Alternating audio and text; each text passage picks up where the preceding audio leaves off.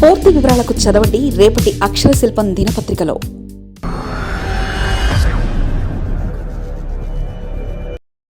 కనుచూపు మేరలో కుర్చీ కనబడడం లేదా? సుజనా చౌదరి ఆశలు నెరవేరవటగా?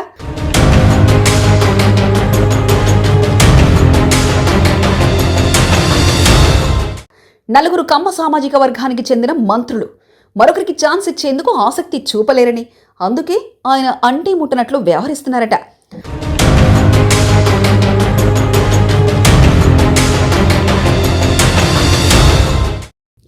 ఏ మాటకు ఆ మాట చెప్పుకోవాలి. రాష్ట్ర రాజకీయాలు, కేంద్ర రాజకీయాలు చూస్తే కేంద్ర రాజకీయాల్లోనే ఎక్కువగా నాయకులకు అసంతృప్తి ఉంటుంది.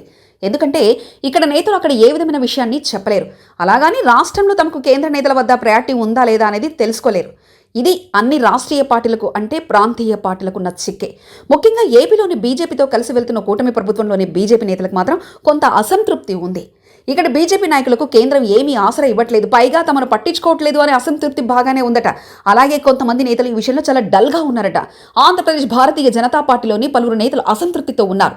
మాజీ అధ్యక్షురాలు పురంధేశ్వరి దగ్గర నుంచి అనేక మంది తమకు పదవులు దక్కలేదన్న అసహనంతో ఉన్నారు. పార్టీలో కీలకంగా ఉన్న తమకు పదవులు దక్కకపోవడంతో పాటు పార్టీలో పేరు వినిపించని నేతలకే ప్రాధాన్యత దక్కుతుందని భావిస్తున్నారు. అందులో విజయవాడ పశ్చిమ నియోజకవర్గ ఎమ్మెల్యే సుజనా చౌదరి ఒకరు. సుజనా చౌదరి రాష్ట్ర రాజకీయాలంటే ఆయనకు పొసగదు.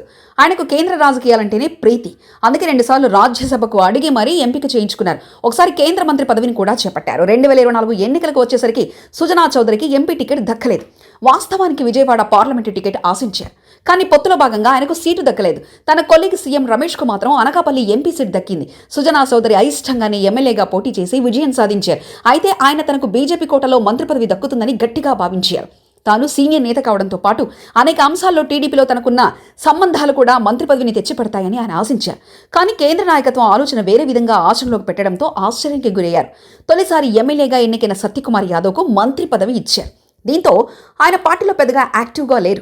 సామాజిక వర్గ కోణంలో తనకు భవిష్యత్తులోనూ అంటే ఈ 5 ఏళ్లలో మంత్రి పదవి చంద్రబాబు నాయుడు కేబినెట్లో దక్కే అవకాశం లేదని ఆయనకు అర్థమైంది. దీంతో ఆయన తన పశ్చిమ నియోజకవర్గానికి మాత్రమే పరిమితమయ్యారు. సుజనా చౌదరి కేంద్ర మంత్రిగా పనిచేసి కేవలం శాసనసభ్యుడిగా మిగిలిపోవడంతో ఆయన అనుచరులు కూడా తీవ్ర అసంతృప్తి వ్యక్తం చేస్తున్నారు. రాష్ట్ర పార్టీ కార్యక్రమాలకు హాజరవుతున్నప్పటికీ విపక్షాలపై విమర్శల విషయంలో ఆయన పెద్దగా ఆసక్తి చూపకపోవడం కారణం ఇదేనని అంటున్నారు.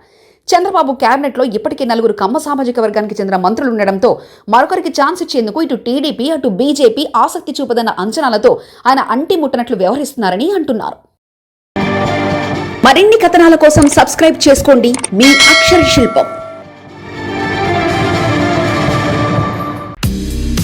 పూర్తి వివరాలకు చదవండి రేపటి అక్షర శిల్పం దినపత్రికలో.